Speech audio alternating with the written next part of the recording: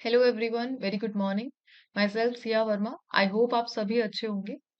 आज के सेशन में हम कवर करने वाले हैं 22 मार्च के important current affairs with revision and static GK. ये जो क्वेश्चन है ये पार्ट है डेली 20 एमसीक्यू सीरीज का, which is available on GK today app. So if you want to support GK today financially then please do subscribe. पिछले कुछ दिनों से जो मटेरियल है वो हिंदी प्लस इंग्लिश दोनों में ही अपलोड किया जा रहा है। दोनों मीडियम्स के स्टूडेंट्स को देखते हुए, हिंदी मीडियम भी और इंग्लिश मीडियम भी। स्पेसिफिकली किसको कंप्लीट मटेरियल इंग्लिश में ही चाहिए तो आप जीके टुडे का 2.0 ज्वाइन कर सकते हैं। वहां पर जो कंटेंट और जो एक्सप्लेनेशन है वो कंप्लीट इंग्लिश में ही है। फाइन। और यहाँ पे इंग्लिश में ही मैं आगे तक कंटिन्यू कर पाऊंगी दोनों टाइप की मीडियम को देखते हुए, ताकि हिंदी मीडियम और इंग्लिश मीडियम किसी को प्रॉब्लम ना हो। फाइन, स्टार्ट करते हैं हमारा session. So the first question is World Air Quality Report 2023 recently seen in the news is published by which organization? हाल ही में समाचारों में देखी गई विश्व वायु गुणवत्ता रिपोर्ट 2023 किस संगठन द्वारा प्रकाशित की गई है? सो आंसर होगा Swiss organisation IQ air. So recently Swiss organisation ने IQ एयर उसने एक रिपोर्ट पब्लिश की है। रिपोर्ट का नाम है world air quality report, edition है 2023। इस रिपोर्ट में बताया गया है दिल्ली को, और दिल्ली को बताया गया है world's most polluted capital city. So सबसे ज्यादा पॉल्यूटेड कैपिटल जो सिटी है वो है दिल्ली। आल्सो इंडिया की ओवरऑल रैंक की बात की जाए तो इंडिया को ओवरऑल रैंक मिली है थर्ड, और जो कंसंट्रेशन है PM2.5 पार्टिकल्स का वो है 54.4 microgram per cubic metre. It's average annual concentration of fine particles. So जो एयर में फाइन पार्टिकल्स है PM2.5, उसका जो कंसंट्रेशन है average value that is 54.4 microgram per cubic metre इस रिपोर्ट के अकॉर्डिंग इंडिया के लिए। बांग्लादेश और पाकिस्तान को फर्स्ट एंड सेकंड रैंक मिला है। इसी के साथ अगर इंडिया से रिलेटेड पॉइंट्स की बात की जाए तो इंडिया में बेगूसराय, जो कि बिहार में स्थित है, बेगूसराय उसे मिला है most polluted city in India. So most polluted city है बेगूसराय 2024। और यहाँ पर जो PM2.5 पार्टिकल है, PM2.5 ये टाइनी पार्टिकल है, फाइन पार्टिकल्स, इनका जो कंसंट्रेशन है वो 118.9 माइक्रोग्राम पर क्यूबिक मीटर है। कहाँ पर? बेगूसराय में। सेकंड जो पोजीशन मिली है वो गुवाहाटी को मिली है, एंड थर्ड पोजीशन मिली है दिल्ली को। और दिल्ली में ये जो फाइन पार्टिकल्स का कंसंट्रेशन है ये 92.7 माइक्रोग्राम पर क्यूबिक मीटर है। शॉकिंग पॉइंट की बात यह है कि जो बेगूसराय है, इसे 2023 की रिपोर्ट में नंबर 1 पोजीशन तो मिल गई है, लेकिन इससे पहले जो रिपोर्ट आई थी 2022 में, उसमें इस शहर का नाम तक नहीं था। सो WHO का क्राइटेरिया क्या है एयर क्वालिफिकेशन के लिए? सो बेसिकली WHO का क्राइटेरिया है 5 माइक्रोग्राम पर क्यूबिक मीटर। सो जो फाइन पार्टिकल्स है PM2.5, उसका concentration 5 microgram per cubic metre है, तो आपकी एयर प्योर है, अदरवाइज आप पॉल्यूटेड में काउंट किए जाएंगे। Fine, let's do some revision regarding reports. So according to status to leopards in India 2020 report, which state has the largest population of leopard? Bharat में तेंदुओं की स्थिति 2020 रिपोर्ट के अनुसार तेंदुओं की सबसे अधिक आबादी किस राज्य में है? तो ये मध्य प्रदेश में है। Next is, as per the recent report, what was the percentage increase in India's mineral production in December 2023? हालिया रिपोर्ट के अनुसार दिसंबर 2023 में भारत के खनिज उत्पादन में कितने प्रतिशत की वृद्धि हुई है? सो 5.1% का इंक्रीमेंट देखने को मिला है। Next is, what was India's ranking in the global cyber crime report for 23? सो 23 की वैश्विक साइबर अपराध रिपोर्ट में भारत की रैंकिंग क्या रही? सो भारत की रैंकिंग रही 80th। Next is, recently which organization released a report titled Asia and the Pacific SDG Progress Report? So इसको रिलीज किया है Asia and Prashant SDG Pragati report को UNESCAP ने। अब आपके लिए क्वेश्चन है, इसका फुल फॉर्म क्या है? आप कमेंट करके बताइए। आल्सो मैंने जो रिवीजन क्वेश्चंस लिए हैं ये मैं रिपीट नहीं कर पा रही हूँ, हर बार कुछ नए रिवीजन क्वेश्चंस ला रही हूँ, बट मैं नेक्स्ट टाइम से ट्राई करूंगी कि इन्हीं क्वेश्चंस को रिपीट करूँ ताकि ये आपको अच्छे से लर्न हो जाए अगेन जब भी कीवर्ड मिलेगा. Fine, let's move to the next question. And the next question is, Developing Countries Trading Scheme DCTS recently seen in the news is associated with which country? विकासशील देश व्यापार योजना DCTS जो हाल ही में समाचारों में देखी गई किस देश से संबंधित है? सो ये संबंधित है यूके से, United kingdom, Rishi Sunak. So recently UK ने DCTS प्रोग्राम को लॉन्च किया है. ये जो प्रोग्राम है यूके ने लॉन्च किया है डेवलपिंग कंट्रीज के लिए, विकासशील देशों के लिए. सो डेवलपिंग कंट्रीज को इकोनॉमिकली सपोर्ट करने के लिए यूके ने लॉन्च किया है DCTS. इसका जो ऑब्जेक्टिव है वो क्या है? सिंपल सा ऑब्जेक्टिव है कि ट्रेड को इंक्रीज करना है और सप्लाई चेन को स्ट्रेंथन करना है और डेवलपिंग कंट्रीज को ग्लोबल इकोनॉमी में कन्वर्ट करना. सो ऑब्जेक्टिव है ट्रेड को इंक्रीज करके, सप्लाई चेन को स्ट्रेंथन करके जो डेवलपिंग कंट्रीज है उन्हें ग्लोबल इकोनॉमी में कन्वर्ट करना, इसका objective. Also more favourable trading condition को ये ऑफर करता है जिसमें है इंपोर्ट पर जो टैरिफ लग रहा है उसको रिड्यूस किया जाएगा, कर को कम किया जाएगा और एलिमिनेट भी किया जाएगा यूके गवर्नमेंट के द्वारा. और टोटल 65 एलिजिबल कंट्रीज हैं जिनके लिए DCTS को प्लान किया जा रहा है, उन कंट्रीज को बाहर करके जो ऑलरेडी यूके के साथ फ्री ट्रेड मूवमेंट में है. Fine, so you have to remember DCTS developing countries trading scheme, ये यूके की है, ऋषि सुनक जहाँ के prime minister. Let's move to the next question. Okay, revision session international current affair से रिलेटेड है ये. Recently, India's Numaligarh Refinery Limited (NRL) inaugurated its first international office in which country? हाल ही में भारत की नुमालीगढ़ रिफाइनरी लिमिटेड ने किस देश में अपना पहला अंतर्राष्ट्रीय कार्यालय का उद्घाटन किया है? सो ये किया है बांग्लादेश में. Next is, India sign the inter governmental framework agreement of the India middle east Europe economic corridor IMEC with which country? So India ने किस देश के साथ, भारत ने किस देश के साथ भारत मध्य पूर्व यूरोप आर्थिक गलियारे पर अंतर सरकारी फ्रेमवर्क समझौते पर हस्ताक्षर किए हैं? सो UAE के साथ किया गया है. नेक्स्ट है, recently India sign an agreement with which country in the field of food security? So हाल ही में भारत ने खाद्य सुरक्षा के क्षेत्र में किस देश के साथ समझौता किया है? भूटान के साथ किया है. नेक्स्ट है, India has recently sign the protocol for establishment of joint economic and trade committee with which country? So Bharat ने हाल ही में किस देश के साथ संयुक्त आर्थिक और व्यापार समिति की स्थापना के लिए प्रोटोकॉल पर हस्ताक्षर किए हैं? सो आंसर है Dominican country, Dominican Republic. Basically Caribbean nation है जो कि लोकेटेड है नॉर्थ अमेरिका में, डोमिनिकन रिपब्लिक. फाइन, आगे बढ़ते हैं नेक्स्ट क्वेश्चन पे. सो नेक्स्ट है, mission 414 campaign recently seen in the news is launched in which state? So हाल ही में समाचारों में देखा गया मिशन 414 अभियान किस राज्य में शुरू किया गया है?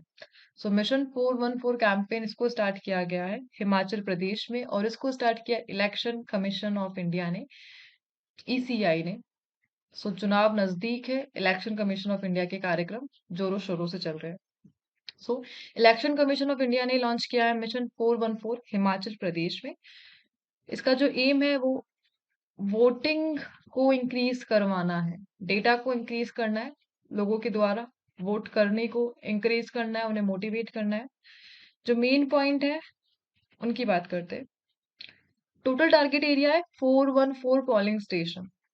दैट्स वाइज स्कीम का नाम मिशन 414 है क्योंकि टोटल 414 पोलिंग स्टेशंस को टारगेट किया जाएगा. ऐसे स्टेशन जहां पर पिछली बार लोकसभा के जो इलेक्शन हुए थे उसमें 60% से भी कम वोट आए थे, ऐसी जगहों को टारगेट किया गया है ताकि वहां पर लोगों को मोटिवेट किया जा सके और इनकरेज किया जा सके. इसके लिए इन लोगों ने जो प्रोग्राम किए हैं, अरेंज करवाए हैं, उसमें से फर्स्ट है कि ग्राउंड लेवल आउटरीच एक्टिविटीज को बढ़ाएंगे, यानी लोगों से मिलकर उन्हें एंकरेज करेंगे वोट करने के लिए. डायरेक्टली कम्युनिटीज के पास जाएंगे, वोटिंग के लिए एजुकेट करेंगे और उनके राइट के बारे में उन्हें बताएंगे. सेकेंडली, ये फोकस करने वाले 8 असेंबली कॉन्स्टिट्यूएंसीज पे, ऐसी असेंबली कॉन्स्टिट्यूएंसीज जहां पर फीमेल वोटिंग रेशो क्या रहा है, बहुत ही कम रहा है. जो फीमेल रेशो है जहां पर बहुत कम है, ऐसी 8 असेंबली कॉन्स्टिट्यूएंसीज में जागरूकता को बढ़ाना है, अवेयरनेस को इंक्रीज करना है और इसके लिए ईसीआई ने डिप्लॉय किए हैं, तैनात किए हैं महिला प्रेरक। सो महिला प्रेरक ये किससे रिलेटेड है? सो महिला प्रेरक मिशन 414 से रिलेटेड है, जो कि इलेक्शन कमीशन ऑफ इंडिया का प्रोग्राम है। फाइन। सो ईसीआई से रिलेटेड क्वेश्चंस का रिवाइज कर लेते हैं। Recently who among the following has been selected as a new election commissioner? इसको मैंने कल भी डिस्कस किया था। सो जो न्यूली चुनाव आयुक्त है, first one is Gyanesh Kumar and second one is Sukhbir Singh Sandhu. Sukhbir Singh Sandhu. Next is recently Election Commission of India started the मेरा पहला वोट देश के लिए कैंपेन with which ministry? हाल ही में भारत निर्वाचन आयोग ने किस मंत्रालय के साथ मेरा पहला वोट देश के लिए अभियान शुरू किया है? सो मिनिस्ट्री ऑफ एजुकेशन, जिसके कैबिनेट मिनिस्टर है Dharmendra Pradhan. Next is which Indian cricketer has been appointed as a state icon by Punjab Chief Electoral Officer for the upcoming Lok Sabha election? Punjab के मुख्य निर्वाचन अधिकारी ने आगामी लोकसभा चुनाव के लिए किस भारतीय क्रिकेटर को राज्य आइकन के रूप में नियुक्त किया है? सो शुभमन गिल। आंसर है शुभमन गिल को अपॉइंट किया गया है। नेक्स्ट है recently what new requirement has the Election commission of India introduced for registered unrecognised political parties seeking election symbols? So हाल ही में भारत के चुनाव आयोग ने चुनाव चिन्ह चाहने वाले पंजीकृत गैर मान्यता प्राप्त राजनीतिक दलों के लिए कौन सी नई आवश्यकता शुरू करी है? सो जो नई आवश्यकता है वो है ऑडिटेड अकाउंट्स, कि आपके अकाउंट्स ऑडिटेड होने चाहिए अनरिकॉग्नाइज्ड पॉलिटिकल पार्टीज के लिए। फाइन, अगले क्वेश्चन पे बढ़ते हैं। नेक्स्ट है Barberton Greenstone Belt recently seen in the news is located in which country? हाल ही में समाचारों में देखी गई बार्बिटन ग्रीनस्टोन बेल्ट किस देश में स्थित है? सो ये स्थित है साउथ अफ्रीका में। सो रिसेंटली साइंटिस्ट को एविडेंस मिले हैं अर्ली अर्थक्वेक के, पुराने अर्थक्वेक के, ओल्ड टाइम अर्थक्वेक, और जगह का नाम कहाँ पर मिले हैं? बार्बिटन ग्रीन स्टोन बेल्ट, जो कि साउथ अफ्रीका में है। इसकी एग्जैक्ट लोकेशन को अगर डिस्क्राइब किया जाए तो इसकी लोकेशन को हम बता सकते हैं eastern edge of the Kaapvaal Craton. So आपको ये नाम ध्यान रखना पड़ेगा, कापवाल क्रेटन, जो कि अर्थ का ही क्रस्ट है, अर्थ क्रस्ट। सो कापवाल क्रेटन के ईस्टर्न एज पर ही लोकेटेड है बार्बिटन ग्रीनस्टोन बेल्ट। कुछ फैक्ट्स की बात करते हैं बार्बिटन ग्रीनस्टोन बेल्ट के बारे में। इसके फीचर की कुछ जो फीचर्स है उसके बारे में बात करेंगे। फेमस जिस चीज के लिए, तो देखिए पहले तो ये फेमस है गोल्ड डिपॉजिट्स के लिए। यहाँ पर गोल्ड डिपॉजिट है और स्पेशल रॉक्स है यहाँ पर, और रॉक का नाम है कोमोटाइट्स। तो कोमोटाइट्स रॉक्स कहाँ पर पाई जाती है? Barberton Greenstone belt, South Africa. Fine. जो 40% एरिया है वो बनाया हुआ है मखोनजवा माउंटेन से बना हुआ है, मखोनजवा माउंटेन्स। तो स्ट्रक्चर मखोनजवा माउंटेन्स का है इस एरिया का, और ये जो मखोनजवा माउंटेन्स में जो रॉक मिलती है उसका नाम दिया गया है अल्ट्रामाफिक रॉक। तो अल्ट्रामाफिक रॉक ये कहाँ से रिलेटेड है? सो बार्बिटन ग्रीनस्टोन बेल्ट से रिलेटेड है, मखोनजवा माउंटेन से। और यहाँ पर आपको देखने को मिलेगा मैग्नीशियम और iron, so rich in magnesium and iron. Fine. So revision session पे आते हैं। Which Asian country was recently hit by a powerful earthquake resulting in a loss of over 2000 lives? हाल ही में कौन सा एशियाई देश शक्तिशाली भूकंप की चपेट में आया जिसके परिणाम स्वरूप 2000 से अधिक लोगों की जान चली गई? सो आंसर है अफगानिस्तान। एशियन कंट्री है ना, स्पेसिफिकली एशियन कंट्री के लिए पूछा जाएगा। Next is MNIT Malviya Nagar, Malviya national institute of technology of which state city has been identified as National Center for Earthquake Safety of Dams? तो किस शहर के मालवीय राष्ट्रीय प्रौद्योगिकी संस्थान को बांधों की भूकंप सुरक्षा के लिए राष्ट्रीय केंद्र के रूप में पहचाना गया? So the pink city Jaipur को पहचाना गया है। Next is which country launched Operation Dost to extend assistance to Turkey and Syria after the massive earthquake?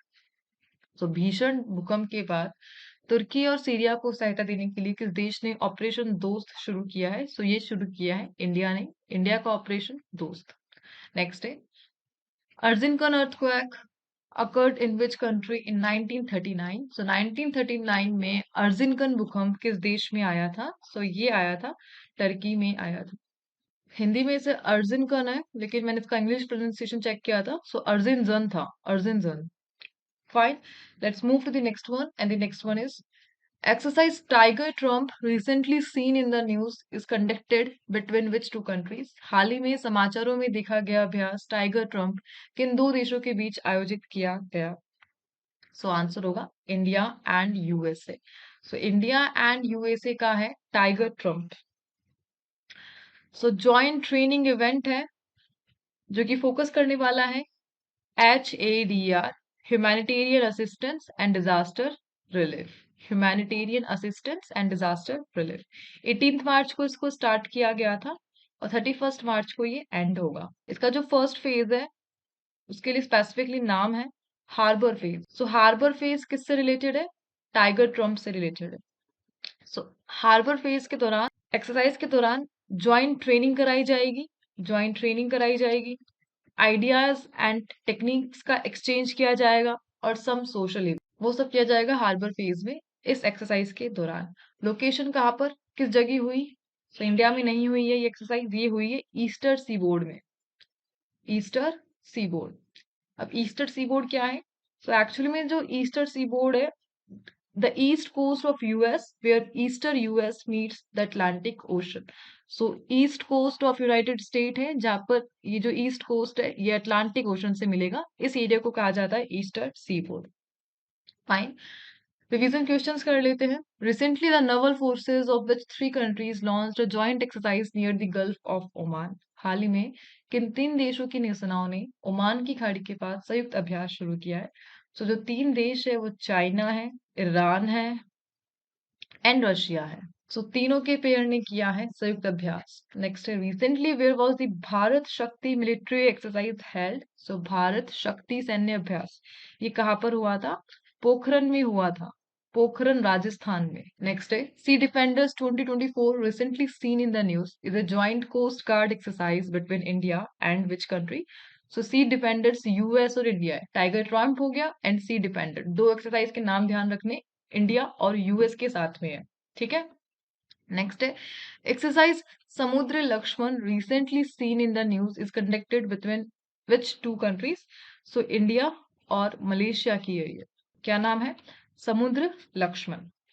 Fine, let's move to the next one and the next one is recently where was the Formula 4 car racing event was organised. हाल ही में Formula 4 car racing का आयोजन कहा गया, किया गया। So formula 1 के बाद जो लास्ट टाइम हैदराबाद में किया गया था, अब फॉर्मूला 4 को भी स्टार्ट किया गया और कहाँ पर? जम्मू कश्मीर में, श्रीनगर में। ठीक है, आंसर क्या है? Srinagar. So Srinagar hosted its first inaugural Formula 4 car racing event along Dal Lakes Boulevard Road. So हाल ही में श्रीनगर ने होस्ट किया है पहला फॉर्मूला 4 कार रेसिंग इवेंट और कहाँ पर है? लोकेशन है दाल लेक और दाल लेक में भी बॉलीवार्ड रोड। ये जो एरिया है ये कवर करेगा 1.7 किलोमीटर के ट्रैक को और ट्रैक जाने वाला है ललित घाट से नेहरू पार्क तक। किसने ऑर्गेनाइज किया है? Organised by Federation of Motor Club of India, FMCI, Federation of Motor Club of India, organised by. Fine, aim क्या है? सिंपल सा है, जम्मू कश्मीर में यूथ के इंटरेस्ट को बढ़ाना है स्पोर्ट्स में, दैट्स वाई इसको अरेंज करवाया गया। अच्छा, फॉर्मूला 4 फॉर्मूला 1 से किस प्रकार डिफरेंट है? सो जनरली स्पीड का डिफरेंस है। फॉर्मूला 4 की जो स्पीड होती है वो है 210 किलोमीटर पर आवर ओनली, जबकि फॉर्मूला 1 की स्पीड 210 किलोमीटर से ज्यादा, मोर देन 21 किलोमीटर, 210 किलोमीटर। ठीक है, so formula 4 differ from formula 1 in that its vehicle are much slower, topping at around 210 kilometre per hour. आगे बढ़ते, so the next one is recently which state or UT government recently approved the 10% reservation for Pahadis and 3 other tribes? तो देखिए इस question में correction है। So actually कल ये question मैंने करवाया था, सो मैंने आई थिंक बोल तो दिया था शेड्यूल ट्राइब लेकिन लिखा SC था। SC जो लिखा था 10% रिजर्वेशन के लिए वो थोड़ा रॉन्ग मैंने लिख दिया था, प्रोनाउंसिएशन मैंने सही किया था, शेड्यूल ट्राइब था। तो ध्यान रखिए जो 10% एडिशनल मिला है आरक्षण ये ST को मिला है। जो टोटल नई ट्राइब आई है जिनमें था पहाड़ी एथनिक ग्रुप, कोलीस, पंताली ट्राइब एंड गदा ब्राह्मण्स, तो एडिशनल ये जो न्यू कम्युनिटीज है इनको ST में इंक्लूड किया गया है और एडिशनल 10% का आरक्षण दिया है और इस प्रकार जम्मू कश्मीर में टोटल एसटी के लिए जो रिजर्वेशन हो चुका है वो 20% हो चुका है, और 10% जो अभी नया आया है वो केवल 4 कम्युनिटीज के लिए ही आया है। Fine. Next is AIIMS Jammu was recently establish under which government scheme. So AIIMS Jammu की स्थापना हाल ही में किस सरकारी योजना के तहत की गई है? सो जो सरकारी योजना का नाम है वो है स्वास्थ्य सुरक्षा योजना, पीएम स्वास्थ्य सुरक्षा योजना। Next is what is the proposed interim budget for Jammu and Kashmir for the fiscal year 24-25। सो जो बजट है वो $14 बिलियन है। फाइन। आगे बढ़ते हैं नेक्स्ट क्वेश्चन पे। नेक्स्ट है recently who has been conferred the Nritya Kalanidhi award 2024। हाल ही में किसे नृत्य कलानिधि पुरस्कार 24 से सम्मानित किया गया है? सो ये मिला है नीना प्रसाद को, डॉक्टर नीना प्रसाद को, जो कि मोहिनी अट्टम की एक फेमस कलाकार है जिनको ये अवार्ड दिया गया है। इसके साथ ही इन्होंने ट्रेनिंग ली है मल्टीपल क्लासिकल डांस फॉर्म्स में, जैसे कि भरतनाट्यम में, कुचिपुड़ी में एंड कथकली में। और ये जो अवार्ड है ये दिया गया है बाय मद्रास म्यूजिक अकेडमी, और एक एनुअल अवार्ड है, हर साल दिया जाता है। ठीक है, इसी के साथ एक पॉइंट और ध्यान रखना है, रिसेंटली द संगीत कलानिधि अवार्ड भी न्यूज में रहा था, संगीत कलानिधि अवार्ड, और ये दिया जाता है कर्नाटिक म्यूजिशियन, और इस बार दिया गया है 24 का टीएम कृष्णा को। सो दो नाम ध्यान रखने, और ये भी दिया जाता है मद्रास म्यूजिक एकेडमी के द्वारा। सो मद्रास म्यूजिक एकेडमी के द्वारा दो अवार्ड्स अभी रिसेंटली दिए गए। फर्स्ट वन इज नृत्य Kalanidhi award and second one is संगीत कलानिधि अवार्ड। नृत्य कलानिधि अवार्ड दिया गया नीना प्रसाद को, और संगीत कलानिधि अवार्ड दिया गया टीएम कृष्णा को। 2024 का डेटा है, और एनुअली ये अवार्ड दिया जाता है। फाइन। आगे बढ़ते हैं। सो अवार्ड से रिलेटेड जो क्वेश्चंस रहे हैं रिवाइज कर लेते हैं। Recently who receive the prestigious the PV Narasimha Rao memorial award for his philanthropy work. So Ratan Tata को मिला था, सर रतन टाटा जी को। और पीवी नरसिम्हा राव ये 9th पीएम है, ये मैंने करेक्शन भी करवा दिया था, एक बार और देख लीजिएगा। 9th पीएम है, बाय मिस्टेक मैंने 10th बोल दिया था, एक आर्टिकल में मैंने पढ़ा था, न्यूज़पेपर आर्टिकल में, बट एक्चुअल में 9th पीएम है। Next is which Indian writer was awarded with the Erasmus Prize 2024 for highlighting the climate change crisis। तो जलवायु परिवर्तन संकट को उजागर करने के लिए किस भारतीय लेखक को Erasmus पुरस्कार 24 से सम्मानित किया गया है? सो भारतीय राइटर है अमिताभ घोष को किया गया है। Next is which country received the prestigious Measles and Rubella Champion Global Award for its exemplary efforts in combating these disease। सो इन बीमारियों से निपटने में अनुकरणीय प्रयासों के लिए किस देश को प्रतिष्ठित प्रतिष्ठित खसरा और रुबेला चैंपियन वैश्विक पुरस्कार मिला है? इंडिया को मिला है ये, भारत के लिए new achievement. Fine. Next recently who has been selected for the Bob Jones award 24 the US Golf Association highest honour. So US Golf Association का जो सर्वोच्च सम्मान है बॉब जॉन्स अवार्ड, इसके लिए किन्हें सम्मानित किया जाएगा? सो अवार्डी है tiger would, awardee name is tiger would. Fine. आगे बढ़ते हैं नेक्स्ट क्वेश्चन पे। So the next one is which tropical cyclone recently hit the northern territory of Australia bringing heavy rainfall and strong winds। so हाल ही में कौन सा उष्ण कटिबंधीय चक्रवात ऑस्ट्रेलिया के उत्तरी क्षेत्र में आया जिससे भारी वर्षा और तेज हवाएं चलने लगी? सो साइक्लोन का नाम है cyclone Megan. So recently, tropical cyclone Megan hit the northern territory of Australia in the March 2024। So recently Australia territory को हिट किया है साइक्लोन मेगन ने, और इसी के साथ हैवी रेनफॉल लेकर आया है और स्ट्रॉन्ग विंड लेकर आया है अपने साथ। हैवी जो रेनफॉल है, रेनफॉल की रेंज का ध्यान रखना, 200 मिलीमीटर की रेंज है, और स्ट्रॉन्ग विंड आई है 130 किलोमीटर पर आवर का, जैसा कि आप पिक्चर में देख पा रहे, विंड 130 किलोमीटर पर आवर। और ये जो रेनफॉल और स्ट्रॉन्ग विंड है ये कौन सा एरिया कवर करती है? Western side of Gulf of Carpentaria, यानी गल्फ ऑफ कारपेंटेरिया, ऑस्ट्रेलिया का जो वेस्टर्न साइड है गल्फ ऑफ कारपेंटेरिया, इसके भी वेस्टर्न साइड में इफेक्ट हुए हैं रेनफॉल के और स्ट्रॉन्ग विंड के, साइक्लोन मेगन के। इसी के साथ लैंडफॉल भी देखने को मिला इसी साइक्लोन के द्वारा, और लैंडफॉल हुआ है बोरोलुला में, जगह का नाम है Borroloola, Northern Territory of Australia. Cyclone ने बाढ़ भी उत्पन्न की, फ्लड भी उत्पन्न की, कहाँ पर? सो फ्लडिंग हुई है एक रिवर में मकार्थर रिवर। सो मकार्थर रिवर का नाम ध्यान रखिए, मकार्थर रिवर ऑस्ट्रेलिया की है, ठीक है। और रिसेंटली इसमें बाढ़ आ गई साइक्लोन मेगन के कारण। फाइन। सो रिसेंटली जो साइक्लोन न्यूज में रहे उनकी बात कर लेते हैं। Which region is associated with the tropical cyclone Alvaro that has recently been in the news.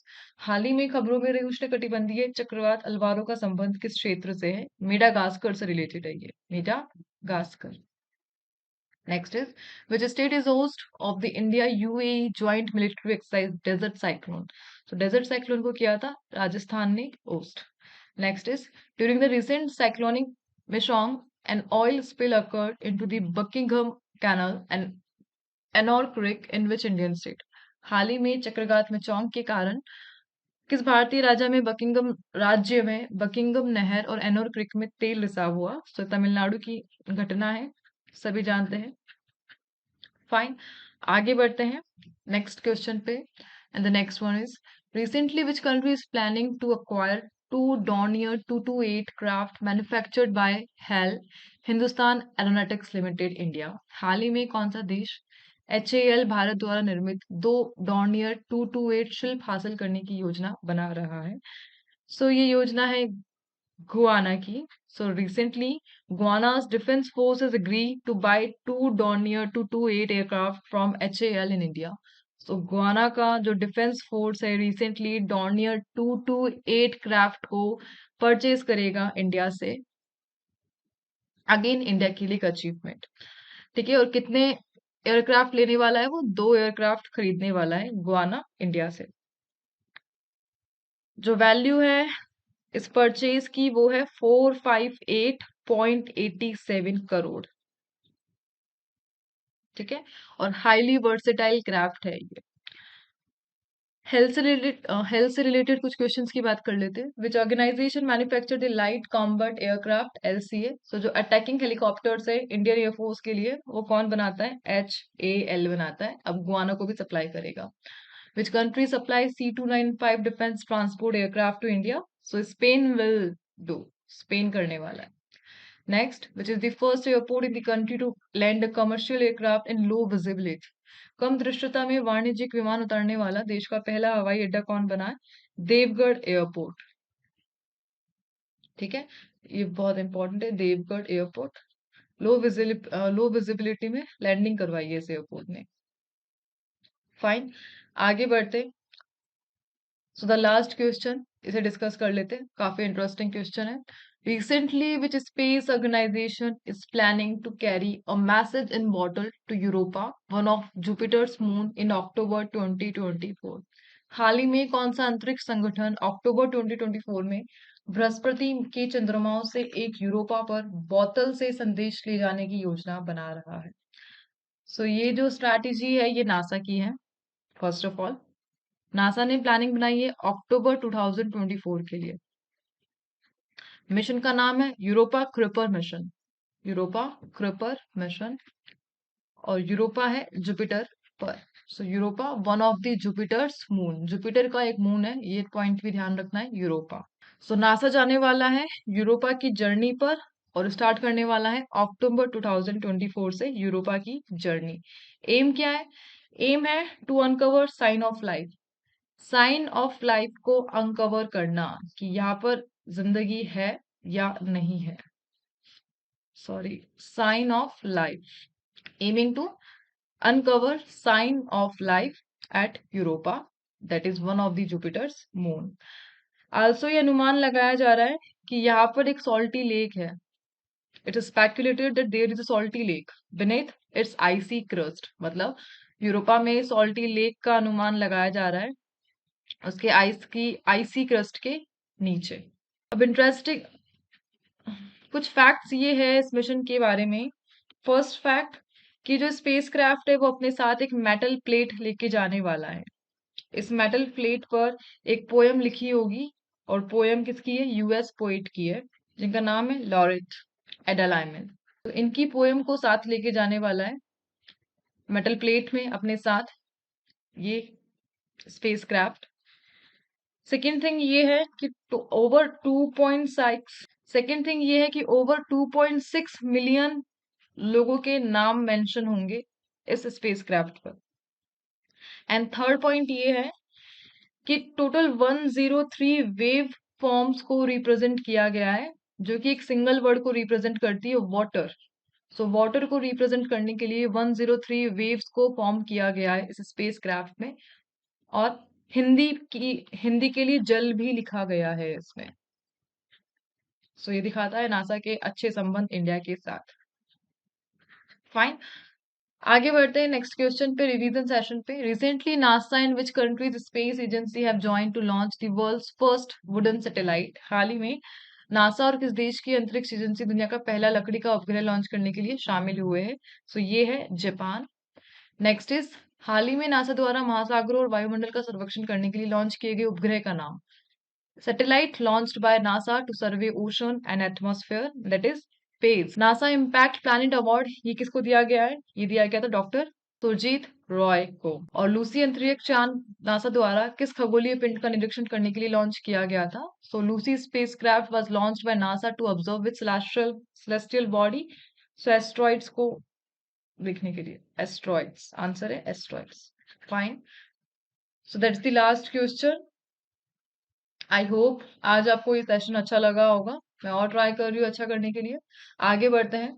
So here on the screen you can see 4 questions and you have to answers in the comment box. Fine, so मिलते हैं next session के साथ। And one thing more कि revision questions को मैं try करूंगी कि मैं रिपीट करूं, और कुछ भी प्रॉब्लम है तो प्लीज आप अच्छे से कमेंट बॉक्स पे बताइए। मैं और ज्यादा ट्राई करती रहूंगी इम्प्रूवमेंट का।